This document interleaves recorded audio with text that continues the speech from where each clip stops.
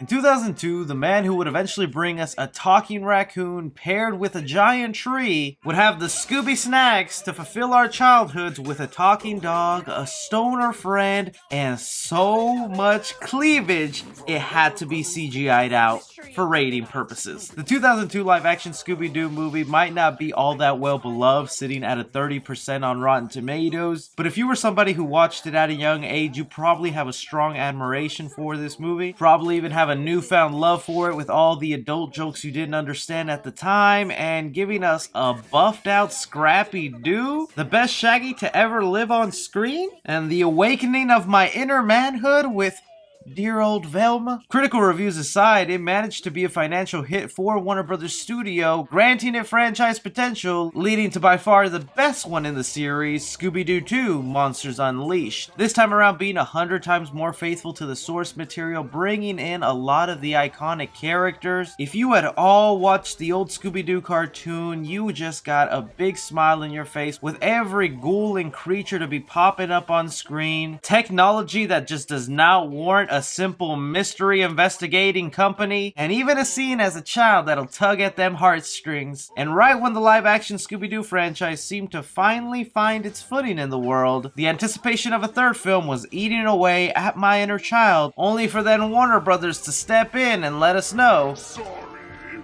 you're canceled."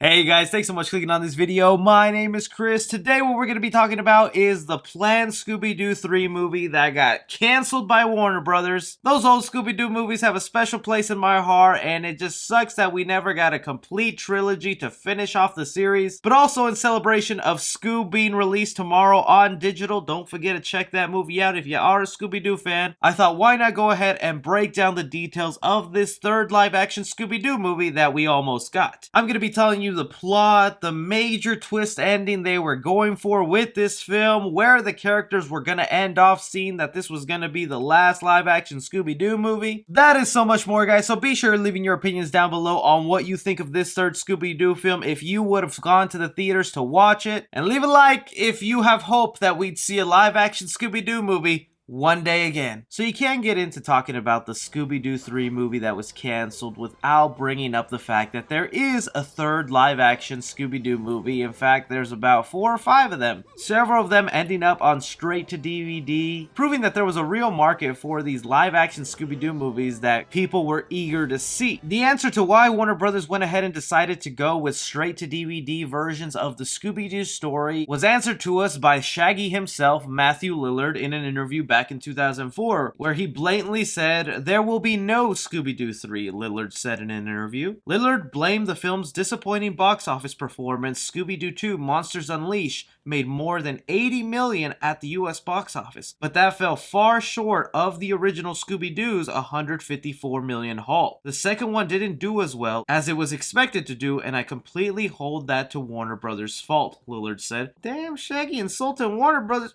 You wonder why they didn't bring it back for Scoob. Blame Warner Brothers or not, a lot of that has to do with just the weird direction you took the first movie.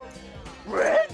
Yo, the Biatch was like, what? And I was like, later on. In where the first film, you break up the gang, you have real creepy looking CGI monsters, the weird amount of adult humor thrown in there. James Gunn revealed that the original cut of that first Scooby-Doo movie was actually rated R, and they actually had to use CGI to cover up some of the cleavage in the movie to not offend parents.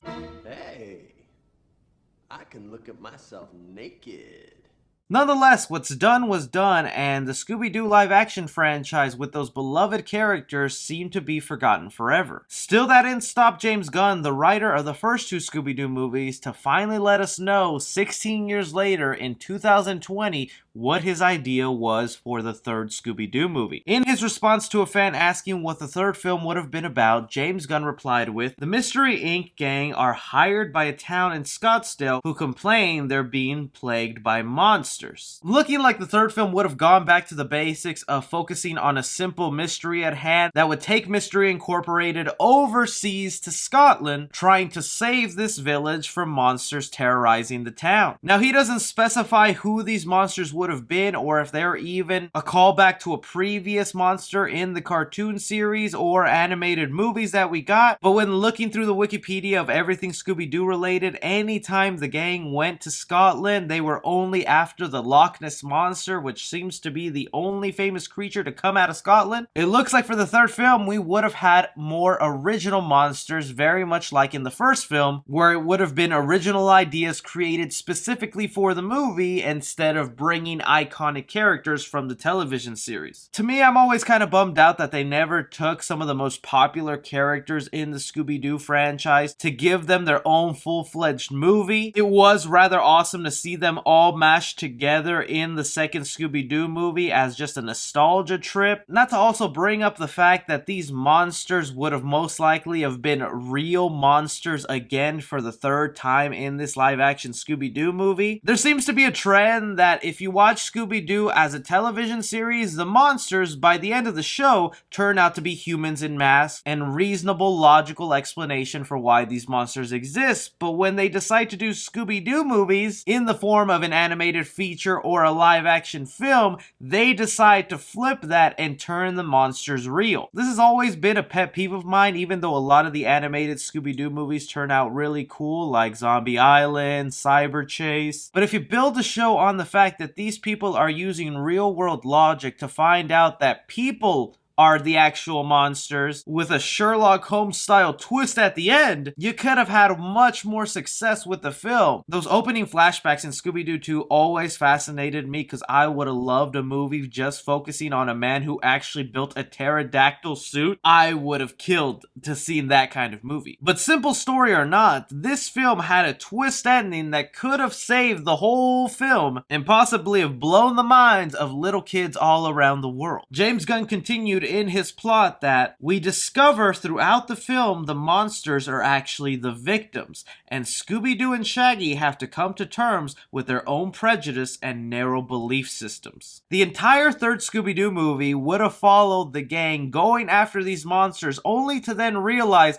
that they were actually being victimized by these humans in the village, where these people wanted to take over the land of the monsters for themselves and hired a mystery gang to go ahead and rid those creatures out of the land. There's a couple of parallels already here with some of the live-action Scooby-Doo movies. One, you would have a repeating factor where the villains are the one who calls the gang in, just throwing off your senses in the same way the first Scooby-Doo movie threw us off by having the villain of the film actually call the gang to come to the island. But small filler or not, that is kind of an interesting and cool twist that I don't think has been done in a Scooby-Doo movie before, where the monsters are actually the good guys this time around, trying to live their own lives, and that human beings are the evil ones. That's just what I was complaining about a second ago, and I think that would have been fascinating to see. Filling in the gaps also of how this would have ended, because back in the day, everything was built to be a nice trilogy that would close everything off. There's a good guess that the entire movie would have reminded everybody that this was the crew's final mission together. Evidence of this is even more prevalent in James Gunn's response to the plot, where he only specifies that Scooby-Doo and Shaggy will learn a lesson from this film, intending that that is their arc and closing chapter for the trilogy, where they will put their fear of monsters aside, realizing that they're not always the bad guys, to not judge a book by its cover and be open-minded, leaving us to guess what the other members of Mystery Incorporated would have ended off their stories. Pretty obvious, Fred and Daphne would have gotten married. It could have been a crucial plot in this movie where Fred is most likely trying to propose to Daphne. That relationship had been building up since the first movie. Velma, on the other hand, just got in a relationship thanks to Scooby-Doo 2 with Seth Green's character. I could see her ending arc being returning home to start a family with her new beloved. The third Scooby-Doo movie might not have been all that impressive other than the major final twist they were going for, but it's a movie I would have loved to have seen because we missed out on probably so much fart humor, sexualizing our favorite cartoon character, characters, and believe it or not, probably a touching ending to what was a nice little trilogy that we'll never get to see finished off. But that is just what Scooby-Doo 3 was looking like to be. I definitely want to hear your guys' opinions and your own theories of filling in those gaps and details that we didn't get to see in this movie. Also, let me know if you'll be checking out Scoob when it comes out tomorrow. I'll definitely be talking about it here on the channel. But don't forget to leave a like down below. Make sure you're subscribed. Follow me on Twitter at 3C Film Review. As always, my name is Chris.